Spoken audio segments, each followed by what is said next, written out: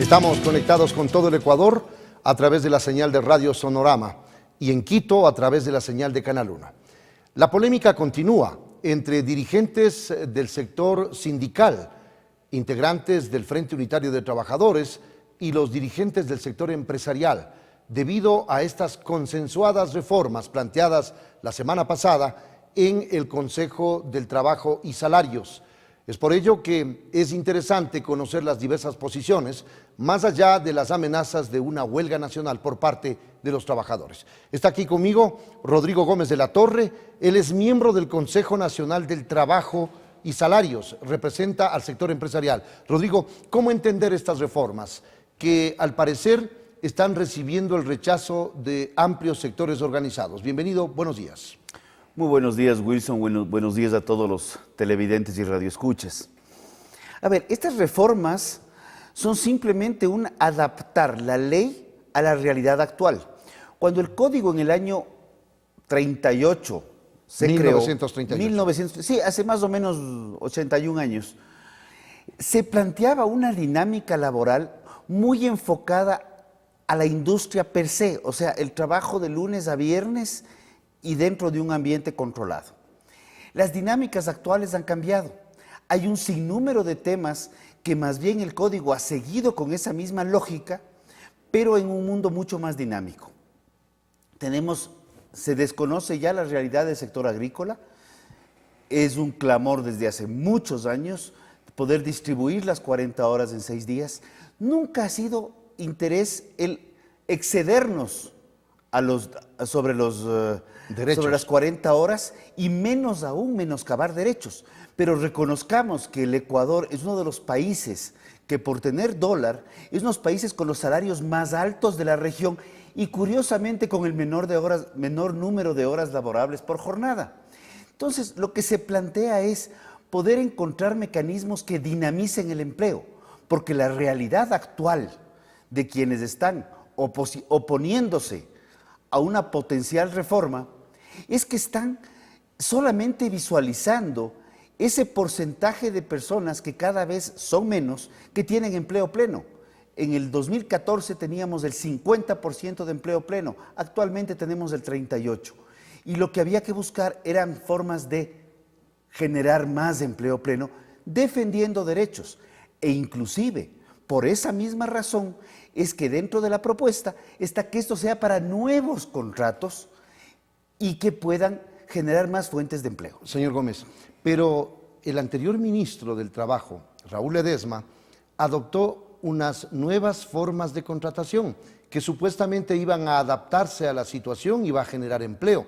Cuando inició el gobierno, se hablaba incluso de que serán absorbidos los trabajadores que salgan del sector público. Y eso no ha sucedido, eso crea desconfianza en el sector laboral. Dicen, nos están tratando de engañar con el propósito de tener más voraces ingresos como empresarios. Es lo que dice Fernando Ibarra del Parlamento Laboral Ecuatoriano y lo que está repitiendo Mesías Tatamuez, presidente del Frente Unitario de Trabajadores. Es una pena, lamentablemente, que Fernando y el Parlamento Laboral no sean parte del Consejo Nacional de Trabajo y Salarios, que precisamente el ministro anterior cambió la estructura y en vez de tener 2 representantes de trabajadores y 2 de empleadores, ahora son 4 principales, 4 suplentes de trabajadores y 4 suplentes y 4 alternos de... principales y alternos. Principales y alternos, exactamente. De empresarios. El tema es fundamental. Si no queremos aceptar que hay un problema de empleabilidad en el Ecuador, pues todos estamos en el derecho de creer lo que creamos. Y estamos también conscientes que el tema laboral no es el único problema que tiene el Ecuador. Ya los índices de competitividad del Foro Económico Mundial nos evidencian que es un problema laboral, un problema de sobretramitología, un problema evidente tributario. No dejamos a un lado el problema de crédito carísimo. Entonces, sí hay que buscar mecanismos. No es uno, es un sinnúmero de aspectos. Lo que sucede es que a nivel de Consejo Nacional de Trabajo y Salarios, el máximo organismo donde está el diálogo tripartito, trabajadores, empleadores y gobierno, siendo este el máximo organismo, y repito, en lo que es política laboral, pues se ha ampliado el tema y no vamos a hablar si el crédito está barato o el crédito está caro, porque eso corresponde a otras instancias. Tampoco vamos a tratar el tema tributario, pero no desconocemos que esos son otros aspectos que hay que tratarlos. Hay 30.000 millones de dólares del sector empresarial fuera del país. ¿Por qué no traen? Dice, estoy repitiendo lo que han manifestado en varios foros los trabajadores. ¿Por qué no traen esos recursos y lo invierten aquí en el país? Dentro de otros aspectos que también estamos buscando, tiene que ver no solamente, y esto de aquí puede ser, esos son dineros que están registrados y probablemente son bien habidos.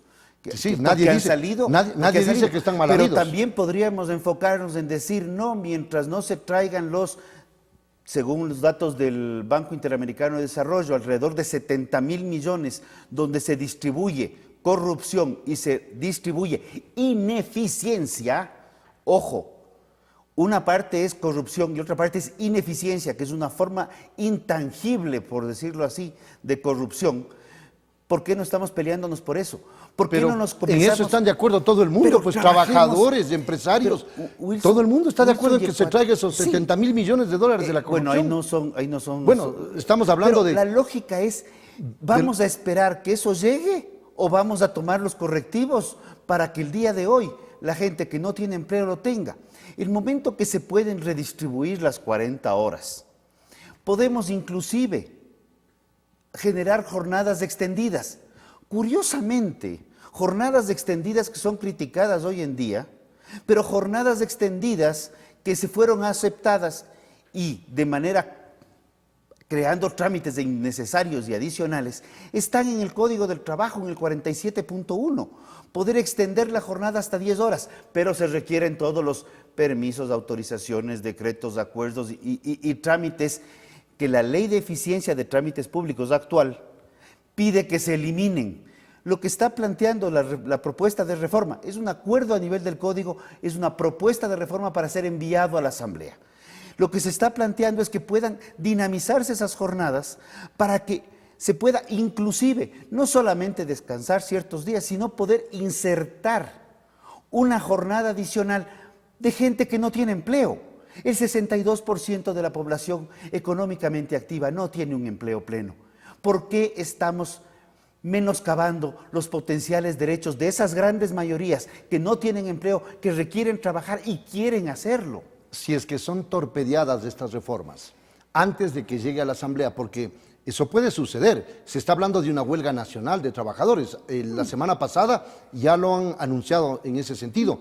Si es que se torpedean, el trabajo y los problemas del Ecuador se quedan estancados. Es decir, ustedes dicen, si no hay reformas, no hay reactivación económica y no hay generación de empleo.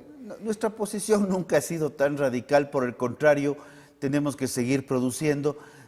Cuando en el año 2016 se llegó a un acuerdo en el Consejo Nacional del Trabajo y Salarios, que fue ampliamente criticado, porque era gobierno pasado, ¿no? Se llegó a un acuerdo en materia salarial. Lo que decíamos es, no estamos ofreciendo crear más empleo, estamos planteando sostener el empleo, porque la caída que venía del 14-15, el 16-17 más o menos ya se sostuvo algo. El acuerdo comercial con Europa, también altamente criticado, sostuvo empleo porque las exportaciones se sostuvieron. Y en el 2017, el año pasado, que dijimos, por favor, no incrementemos más porque la situación se está poniendo cada vez más compleja. Teníamos los datos de octubre que nos decían 39.7%. Luego el INE corrigió a diciembre al 40 punto y pico y ahora estamos en el 37.9. Reconozcamos que hay un problema de empleabilidad también. No es el único, pero vamos destrabando a medida que se van llegando a acuerdos. No sigamos complicando, porque la realidad económica del país, la realidad económica que venimos observando los últimos años, nos obliga a tomar decisiones, no solamente a pasarnos en diálogos. Y esto, perdón que lo diga así de crudo. Creo que es un momento en el cual hay diálogo, hay acuerdo. No es que fue un diálogo entre gallos y medianoches, fue más de un mes de discusiones y deliberaciones en el nivel de consejo, donde hay las propuestas del sector trabajador, hay las propuestas del sector empleador, y la idea es construir un país que se sostenga económicamente y que salga adelante para el futuro.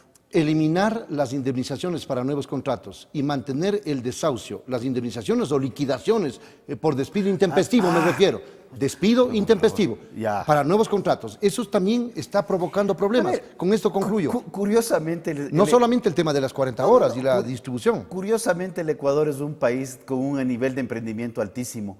Lo que se está planteando es que un emprendedor que mete plata para crecer su negocio o a su vez que está emprendiendo algo nuevo, si le va mal y en menos de 3 años tiene que cerrar, no es que está cambiando, no, tiene que cerrar y pierde todo, que se queda endeudado, que arriesgó su patrimonio, que puso en riesgo su todo, no tenga además que pagar un despido intempestivo. Todos los derechos laborales se sostienen, 13º, 14º, vacaciones, fondos de reserva a partir del primer año, el desahucio, el 25% de desahucio, todo eso se respeta y se mantiene, pero que no se considere despido intempestivo algo que no lo es. Muchas gracias a Rodrigo Gómez de la Torre. Él es representante de los empresarios ante el Consejo Nacional de Trabajo y Salarios. Esa es la posición. Ya vamos a escuchar la posición de los trabajadores. En pocos minutos más, Marcelo Solórzano, dirigente del Parlamento Laboral Ecuatoriano, estará aquí con nosotros. No se vayan.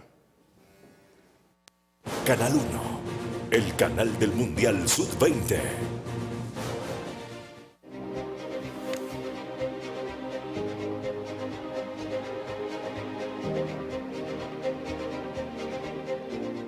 Ya, para armar tu equipo.